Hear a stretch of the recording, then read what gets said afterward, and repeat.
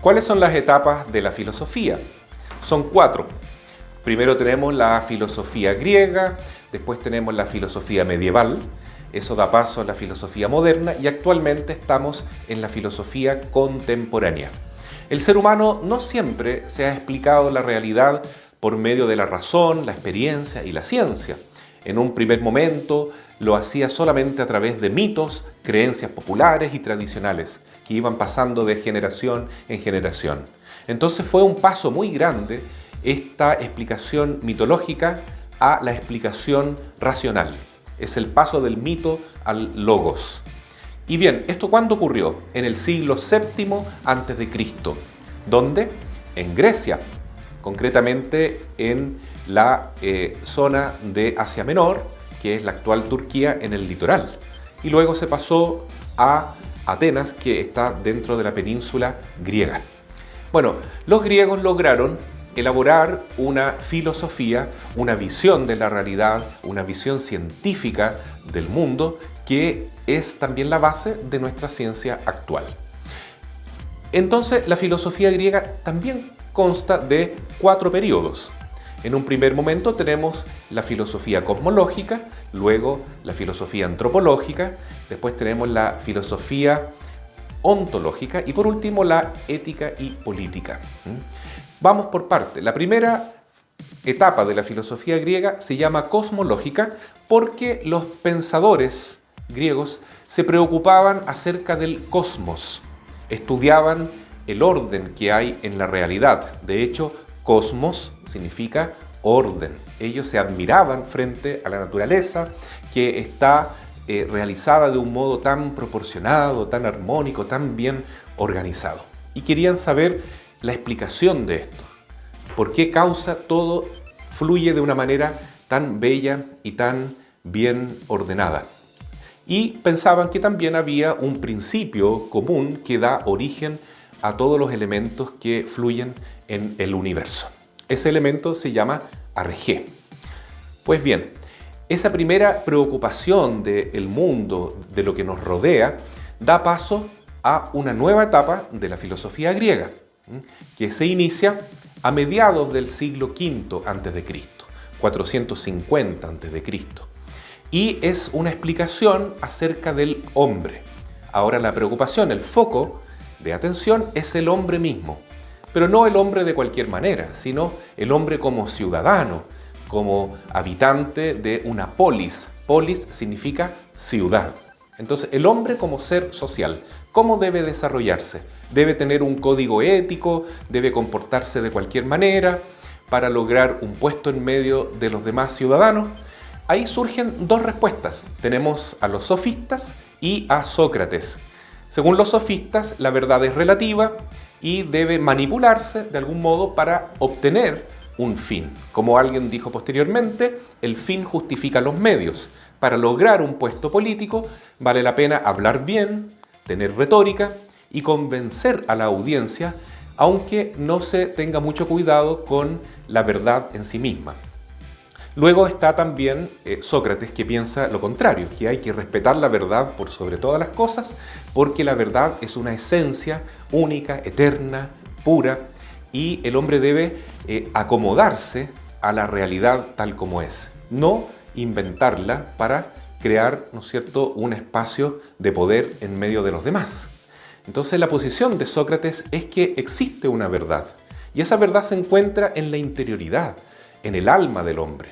Por eso él decía, conócete a ti mismo, y podemos llegar a encontrar la esencia, por ejemplo, de la verdad, de la belleza, de la justicia. Y todo eso es una propuesta que hace que los ciudadanos, que los jóvenes de la ciudad busquen el bien común de todos. Entonces, para Sócrates, lo más importante no es llegar al poder, sino buscar el bien común de la polis. Son 2 posiciones bastante opuestas que van a generar una gran polémica entre Sócrates y los demás sofistas, que a su debido tiempo vamos a explicar cómo termina esa batalla intelectual. Bueno, este periodo rico, intenso de preocupación acerca del hombre, que dura medio siglo, da paso a otro periodo aún más interesante que se llama ontológico. Ontológico significa estudio del ente, del ser, de todo lo que es real.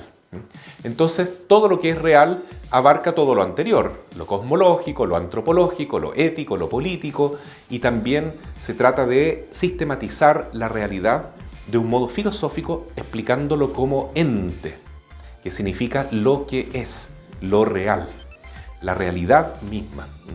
Entonces, esta explicación tan profunda, tan sistemática, es el ápice de la filosofía, es la cumbre, la cima de la filosofía, por lo menos del tiempo griego, si es que no se piensa que a lo mejor de toda la etapa filosófica hasta hoy, es la máxima cumbre a la cual el ser humano ha llegado con su pura razón.